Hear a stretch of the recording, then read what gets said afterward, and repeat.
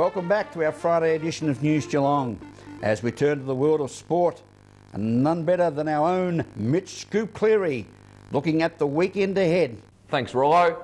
With only 2 rounds remaining in the AFL season, Geelong coach Chris Scott looked ahead to Sunday's clash against the Western Bulldogs at Simmons Stadium.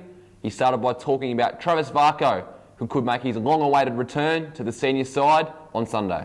We've had a long-term plan with Travis since he came back from his last setback, and that certainly involved him playing some AFL football before the end of the season. Now the question is, how much is enough, how much is too much? Does the lift in intensity at AFL level make a difference? So that's something we'll wait on, but I think I said last week that he wouldn't play until the last round. That's changed a little bit. Yeah. Has he pulled up okay from the VFL match? No after effects? No, none at all. It's been really positive. He admitted how nervous he was. He barely slept on Friday night. How much of it is that mental comeback from a long-term injury, and what sort of say do you have in that? Do you sit down with him and talk him through that, and especially coming to AFL with him? A little bit. And if we do pick him at AFL level, there'll certainly be discussion around what he should be thinking going into the game. And we think if we can get Travis back, it'll be a huge bonus for us. We're not putting pressure on him to come in and significantly change the way we play. We think he's got the capacity to do that, but we want him coming in feeling pretty good about his body and feeling free in the way he plays and attacking the game. And to be honest, if it doesn't work out for Trav, it just makes sense, doesn't it? It's illogical that he could miss the whole year and come back and be a fantastic player at the end of the season. But knowing Trav the way we do, we're not ruling that possibility out. Vardy in the same boat, mate, or not? Oh, Vards is a little bit further back. Yeah, we think it's an absolute bonus that he's playing at all at the moment. And we're certainly not putting a ceiling on it. We're not ruling him out. But we won't be considering him this week, certainly. So, he has some sort of chance, but by far and away the most important thing with Vards is that he runs around at VFL level and his body's good. How much importance do you place on finishing 5th and 6th to get that home final? A little bit, but it's not the end of the world either way. The chances are that if you're going to play all the way through the finals from the bottom half of the 8, you're going to have to play interstate at some point. Our preference is to win the last 2 games, and then we'll play whoever we're drawn to play in the first week of the finals. But we're certainly not spending a lot of time going through the numbers and the what-ifs and trying to manipulate things. Paul Chapman's yet to put pen to paper. Are you confident you can get it across the line? Is he going to accept the 1 year deal? Yeah, I think so. I read some comments attributed to him this morning, and they made perfect sense to me. He'd like to play for a little bit longer than 1 year, and we'd like him to as well. We'll just do it in 1 year contracts. Thanks, Chris. Now we speak to Dominic Gleeson, the assistant coach for the Geelong VFL side and one of the revelations behind their meteoric rise up the VFL ladder in season 2012. Well, this week we've got very experienced VFL player Dom Gleeson. And Dom, let's get things first. You're playing Williamstown at what time on Saturday afternoon? Yeah, so we got Williamstown at 1 o'clock on Saturday afternoon, so it should be an exciting match. It will be, and we just tell people that don't listen to Troy's tips because he said 2 o'clock. I'd listen to his tips, but yeah, he just got a bit confused with the time. So 1 o'clock game for the Cats fans. Now, not only that, it's preceded by an open training session for real Cats fans to get down here. Yeah, so the AFL team and squad are training at 9:30 on the Saturday prior to our game, so they could have a real day out and come down and see the AFL team and then watch the Bendigo Bank Cats run around.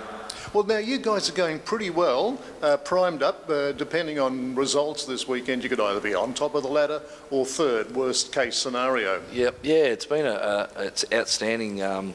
Probably 3 months from the Bendigo Bank Cats, and we're just happy to be in amongst it this year. And I know they're disappointed with how they ended up last year, finishing the year so well with I think 5 wins in a row. So we've hit a bit of form, and by no stretch do we think it's done yet because there's a lot of work to be done. But we're just excited, and a young group, and apart from myself and a couple of other guys, we're just excited about the finals on the horizon.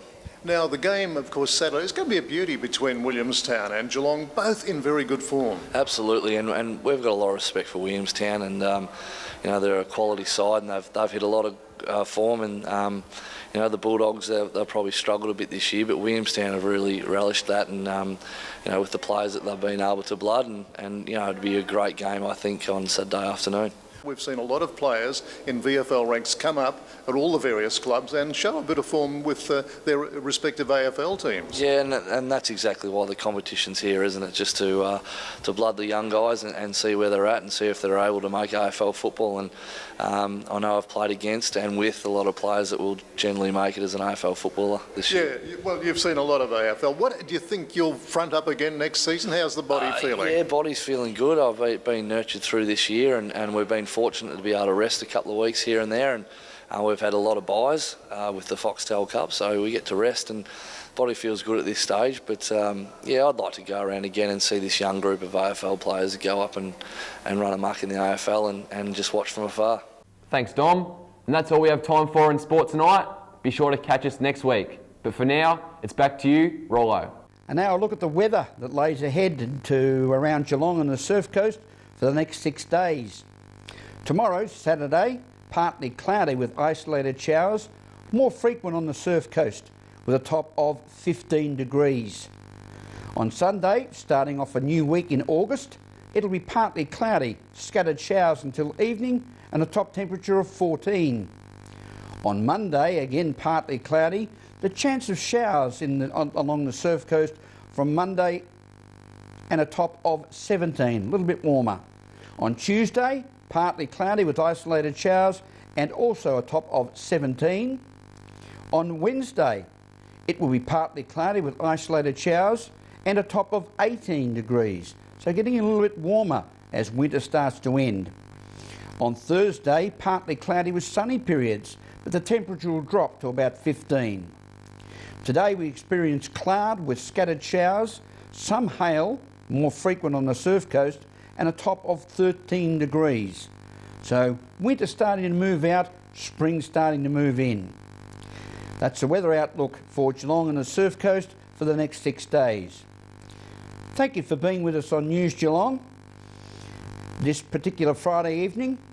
To all of our Paralympic athletes, particularly our quartet from our great city of Geelong, who are currently over in Cardiff before they move into London for the 2012 Paralympic Games, all the very best, and let's hope we bring home at least 4 gold medals to our great city of Geelong.